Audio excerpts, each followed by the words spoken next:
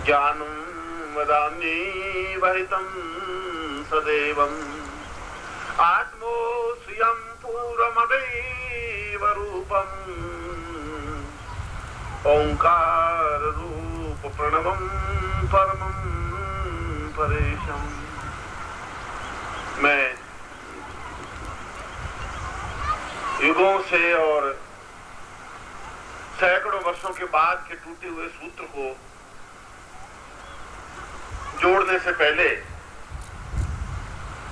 मैं उस विघ्नहर्ता गणेश को स्मरण करता हूं जो समस्त विघ्नों का नाश करने में समर्थ सक्षम और गणपति हैं।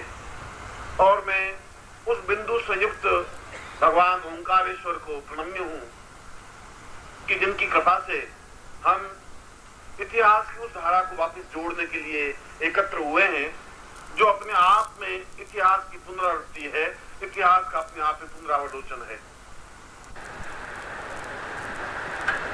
आज से मैं आपके सामने जो बैठा हूं, हम एक विशिष्ट, अगर इसका महत्व समझे तो एक अत्यंत अद्वितीय कार्य के लिए उपस्थित हुए हैं। मैंने कल अपने प्रवचन में तुम्हें समझाया था कि जीवन की वृत्तियां जिंदा रहने में नहीं है और जीवन की खूबसूरती उसमें नहीं है। तुम जिंदा हो ये बहुत बड़ी बात नहीं है, और तुम अपना गृहस्थ जीवन चला रहे हो या संन्यास जीवन चला रहे हो यह भी कोई महत्वपूर्ण बात नहीं है। महत्वपूर्ण बात तो यह है कि तुम स्वयं अपने आप में पूर्ण शक्तिमान, समर्थ और उदात्त व्यक्तित्व बन सको। और उदात्त व्यक्तित्व का मतलब है जहां तुम्हारे अंदर एक चेतना पैदा हो सके, एक लपट पैदा हो सके, एक आग पैदा हो सके, एक ऐसी ज्योति पैदा हो सके जिसके माध्यम से हजारों हजारों सूर्य उदय हो सके, सूर्य को रोक सको और सूर्य को अपने आप में अपने सामने खड़ा होने के लिए बाध्य कर सको। और यह केवल व्यक्ति में समर्थ है, देवताओं में, राक्षसों में समर्थ नहीं है। न राक्षस ऐसा कर सकते हैं, न देवता ऐसा कर सकते हैं।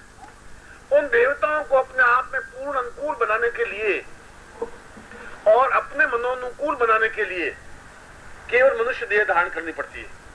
और यदि मनुष्य देह धारण करने के बाद यदि हम उदात्त नहीं बने, और उदात्त शब्द का अर्थ है हम अपने स्तर से ऊंचे उठ करके बात करें, और ऊंचा उठने की क्रिया है पूर्ण भाव, प्रेम, समर्पण, श्रद्धा, अटैचमेंट और एक दूसरे के प्रति समर्पित हो जाने की क्रिया, एक दूसरे में डूब जाने की क्रिया, एक दूसरे में समा जाने की क्रिया। और जब तक ये नहीं है, और यह सबसे अधिक कठिन काम है। मैं तुम्हें पिछले 10 सालों से समझा रहा हूं, और 10 सालों में तुम्हारे 5% भी इसमें अंतर आया नहीं है। अंतर इसलिए नहीं आया कि तुमने उसका बार बार चिंतन नहीं किया। गुरु ग्रंथ साहब में एक बहुत सुंदर पंक्ति नानक देव ने लिखी है कि जो मुख दर्पण देखना चाहिए, बर्तन बार बार मांजित रहिए। अगर शीशे में अपना चेहरा देखना चाहता है तो उस बर्तन को बार बार तू मांजता रहे। थोड़ी भी उस शीशे के ऊपर रेत जमे तो फिर साफ करता रहे, थोड़ी भी गर्द जमे तो तुम साफ करे। और तुम साल में एक बार गर्द को मैं साफ करता हूं, फिर 364 दिन गर्द लगा करके तुम आ जाते हो। इसलिए तुम्हारा चेहरा उसमें दिखाई नहीं दे रहा है, और दिखाई दे रहा है। और कभी एकांत के क्षणों में निर्णय करें, सोचें कि हमने जीवन में क्या उपलब्धि प्राप्त की, तो तुम्हारे पास कोई पूंजी नहीं है। और इसीलिए अधिकांश व्यक्ति जब मृत्यु को प्राप्त होते हैं तब उनकी आंख में आंसू छलछलाते हैं, रोते हैं, सिसकते हैं, फड़फड़ाते हैं और रोगों से ग्रस्त होकर के समाप्त हो जाते हैं, क्योंकि उनको जीवन में उदात्त वृत्ति आई नहीं, समझे नहीं उदात्त वृत्ति क्या है। और कोई गुरु नहीं मिला जो उनकी उदात्त वृत्तियों को जागृत कर सके, चेतना युक्त बना सके। और मिले तो उनकी बुद्धि उनके ऊपर इतनी कुंठित, हावी और दबाव युक्त बन गई कि वे चाहते हुए भी उदात्त नहीं बन सके। और मैंने इस श्लोक में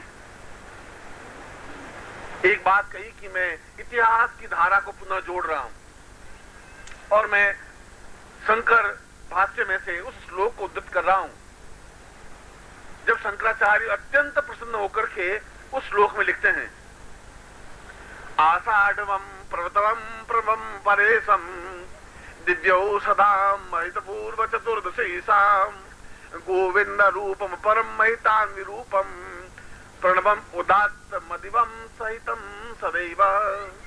आज मेरा कितना सौभाग्यशाली दिन है कि आषाढ़ की पूर्णिमा से एक दिन पहले चतुर्दशी के दिन मैं अपने गुरु गोविंद पादाचार्य से उस ज्ञान को, उस दीक्षा को, उस उदात्तता को प्राप्त करने के लिए तैयार हो सका हूं, जहां वे मुझे उदात्त बनाने की क्रिया संपन्न करेंगे और मैं पूर्ण रूप से उदात्त बन सकूंगा, अपने आप में जीवन के उन गुणों को, उन दिव्यताओं को, उन चेतनाओं को प्राप्त कर सकूंगा। यह जीवन का मेरा कितना बड़ा सौभाग्य होगा।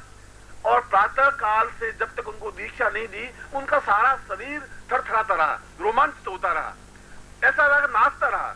जैसे कि उस श्लोक में आगे गोविंद पादाचार्य ने कहा कि मैं शंकर को जब देख रहा था तो ऐसा लग रहा था कि जैसे कोई पुष्प पर भंवरा नाच रहा हो।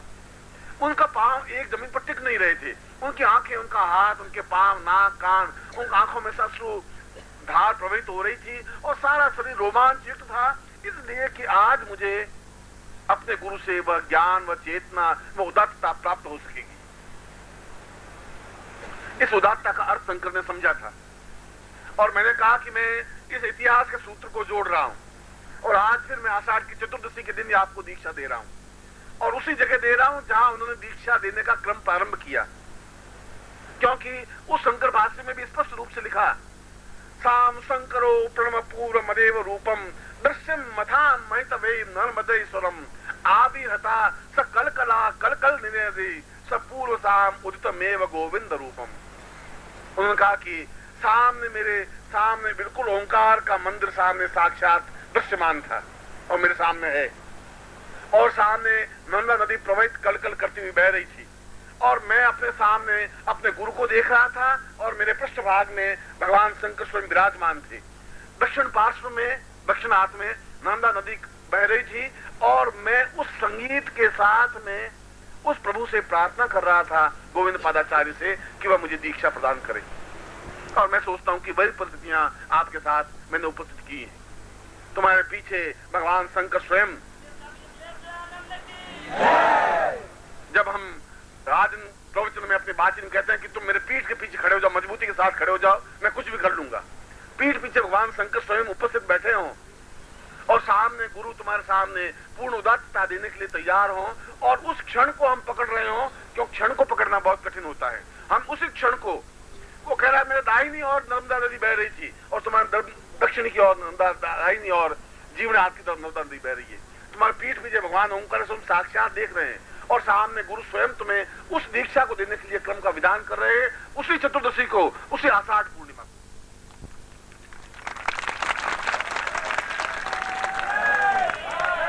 और मुझे वह दृश्य भी, मैं उस दृश्य का भी बिल्कुल साक्षीभूत हूं जिस दृश्य को वह दीक्षा प्रदान हुई थी, और मैं उस दृश्य का भी साक्षीभूत हूं जिसको मैं दीक्षा प्रदान कर रहा हूं।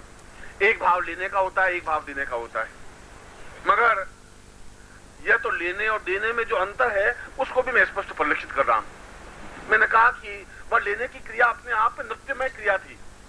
अपने आप में ऐसा लग रहा था कि जैसे मेरा शरीर है ही नहीं, मेरे पांव थिरक रहे हैं, मैं नाच रहा हूं, मैं झूम रहा हूं, मैं मस्ती में हूं, और जमीन पर खड़े होकर दीक्षा लेने की क्रिया ही क्या है। जमीन तो बिल्कुल एक अपवित्र और घिनौनी है जिसमें मल, मूत्र, मज्जा और सार विष्ठा सब कुछ है। उससे ऊपर उठ करके दीक्षा लेने की क्रिया और विधान है। ऐसे शंकर अपने आप में अत्यंत दिव्यता अनुभव कर रहे थे, अत्यंत चेतना युक्त प्रवत कर रहे थे। ऐसा लग रहा था कि गोविंद पादाचार्य कह रहे थे कि मैंने दीक्षा तो दी, मगर ऐसा व्यक्ति नहीं देखा कि यह निश्चय ही आगे जाकर के एक ज्योति बन सकेगा, एक रोशनी बन सकेगा, और हजारों दीपकों में से एक सूर्य बहुत है। हजारों दीप है, मगर एक सूर्य भी अपने आप में पूर्ण चेतना युक्त बन सके। और मैं तुम्हें बार बार एक ही बात कह रहा हूं कि इतिहास का कोई पुनरावृत्ति तुम्हारे सामने नहीं कर सकेगा, समझा नहीं सकेगा, उस चिंतन को, उस क्षण को तुम्हारे सामने नहीं ला सकेगा। इसलिए नहीं ला सकेगा कि आज आषाढ़ पूर्णिमा है, इसमें कोई दो राय नहीं। आज और कल आषाढ़ पूर्णिमा है, और आषाढ़ पूर्णिमा में तुमको मैं 4 साल छोड़ देता हूं। तुम 4 साल मेरे पास मत आइए और 4 साल पूरे भारतवर्ष में जाके आषाढ़ पूर्णिमाओं को देखिए।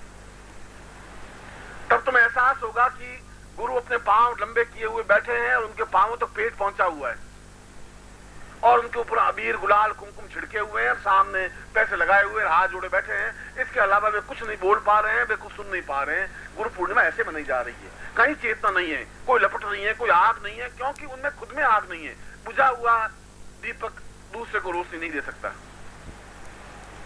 और ये लपट, ये आग थी तब हमारे सामने ऋषि मुनि थे, तब हमारे सामने यक्ष, गंधर्व, किन्नर थे, तब हम चाहते हुए जैसा वातावरण चाहते थे वैसा वातावरण बना देते थे। प्रकृति हमारा साथ देती थी, सूर्य हमारा साथ देता था, नदी हमारा साथ देती थी और देती है। प्रभु तो हमारे सामने है, देवता हमारे साथ है, साक्षीभूत है। हमें ताकत, हमें कुव्वत, हमें एक व्यक्तित्व, क्षमता, चेतना, तेज होना चाहिए। और वैसा मैं तुम्हें देने में बार बार चेतना युक्त बना रहा हूं। मैं बार बार तुम्हें एक ही बात कह रहा हूं कि तुम जो कुछ शरीर लेकर के मेरे पास आए हो, वह शरीर अपने आप में कोई बहुत शानदार शरीर नहीं है। उस शरीर को मुझे भेंट करने से कुछ लाभ नहीं होगा। यह शरीर तुम छोड़ दो। और संन्यास जीवन में तो दीक्षा देने से पहले जब दीक्षा दी जाती है, क्योंकि आज मैंने कहा संन्यास्त दीक्षा, सावधि संन्यास्त दीक्षा, मुझे सावधि लगाना पड़ा। सावधि का मतलब है कुछ क्षणों के लिए संन्यास्त दीक्षा। तुम 24 घंटों में 1 घंटे की संन्यास्त दीक्षा रखो, तुम 24 घंटों में 5 मिनट संन्यास्त बनो तो सही। 24 घंटे 12 महीने मत बनिए। मैं भी नहीं चाहता हूं कि तुम्हारे गृहस्थ जीवन में कुछ गड़बड़ा है। मैं तो कहता हूं तुम गृहस्थ जीवन में पार लगो, मगर कभी आज की दीक्षा के बाद तुम रोज 15 मिनट संन्यास्त दीक्षा लो। 15 मिनट के लिए तुम संन्यास, तुम्हारा कहीं किसी से कोई अटैचमेंट नहीं, बिल्कुल उदात्त वृत्तियों में। कुछ हो रहा है तो हो रहा है, नहीं हो रहा है तो नहीं हो रहा है, बिजली जा रही है तो जा रही है, तुम्हारे कुछ आवाज आ रही है तो आ रही है, उस जगह तुम खड़े हो जाओ। वहां तुम्हारे जीवन का चिंतन, वहां तुम्हारे जीवन की उदात्तता, वहां जीवन की पूर्णता, वहां आनंद हो सकेगा। तुम अपनी इच्छाओं से, तुम्हारे प्रयत्नों से तुम ओंकार सुन नहीं आ पाते। तुम में से 90% लोग पहली बार ओंकार सुनाए, और यदि मैं तुम्हें नहीं खींचता तो तुम आते भी नहीं, अगले 25 साल भी नहीं आ पाते। इससे पहले तुम आए नहीं, 40 साल जब नहीं आए तो अगले 25 साल भी नहीं आ पाते। और अगला 25 साल भी तुम देख लेना कि मैं नहीं बुला सकूंगा, तुम नहीं आ सकोगे। ये तो तुम्हारे मेरे संबंध है, डोर खींचने की क्रिया है। ये तो मेरे हाथ में है कि मैं तुम्हें डोर खींचूं। मैं खींचता हूं तो मैं तुम्हें समझा रहा हूं, क्योंकि मुझे इतिहास को वापस उस जगह जाके खड़ा करना था जहां पर मैं खड़ा था, और उस जीवन के, उस चिंतन को, उस प्राण को, उस विभूति को, जिन्होंने अपने शंकर भाष्य के माध्यम से एक चेतना, एक हिंदुत्व दिया, एक ज्ञान दिया, एक प्रणव दिया, एक मंत्र दिया, एक साधना दी और अपने देवताओं को अपने अधीन बनने की क्रिया की। जीवन में दुख तो हो ही नहीं सकता, चल परेशानियां, बाधाएं नहीं आ सकती। आ सकती है तुम्हारे शरीर को। तुम अपने शरीर को पकड़ के बैठे हो, मुझे सौंप नहीं रहे हो। और मैं तुम्हारे शरीर को, इस शरीर को जब संन्यास्त दीक्षा दी जाती है और जब सिर से हाथ जोड़ के खड़ा हो जाता है, तब गुरु कहता है जा मृत्यु को प्राप्त हो जा। मृत्यु को प्राप्त होने का मतलब है आज तक तेरा जो जिंदगी थी वो समाप्त हो जाए। आज तक तुम्हारी जिंदगी में छल था, झूठ था, कपट था, असत्य था, निम्नता थी, उदारता नहीं थी, वो समाप्त हो जाए, मृत्यु को प्राप्त हो जाए। आज मैं तुम्हें नया जीवन दे रहा हूँ, नई प्राण चेतना दे रहा हूँ, नई क्रिया दे रहा हूँ, मैं तुम्हें नया कुछ दे रहा हूँ। ऐसा दे रहा हूँ जो तुम्हारे पास नहीं है, ऐसा दे रहा हूँ जो तुम्हारी पीढ़ियों के पास नहीं है। वह पूंजी है।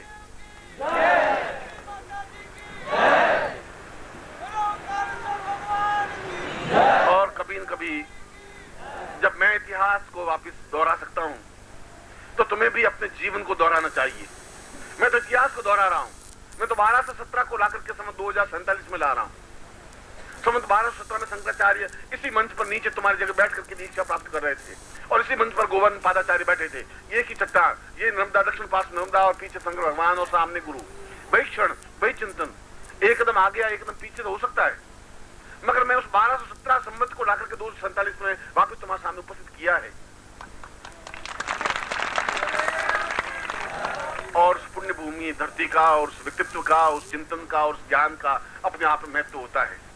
जिनके सौभाग्य होते हैं वे उस आनंद को प्राप्त कर सकते हैं। जो दुर्भाग्यशील हैं, जो नरक के कीड़े, नार के कीड़े, वो जिंदगी तो व्यतीत कर ही रहे हैं। जिंदगी तो शंकराचार्य के समय में लाखों लोगों ने व्यतीत की। जिंदगी व्यतीत करना कोई बहुत बड़ी बहादुरी नहीं है। ओम परम तत्वाय नारायणाय गुरुभ्यो नमः। ओम ह्रीं मम प्राण देह रोम प्रतिरोम चैतन्य जाग्रय ह्रीं ओम नमः। ओम भूर्भुवः स्वः तत्सवितुर्वरेण्यं भर्गो देवस्य धीमहि धियो यो नः प्रचोदयात्।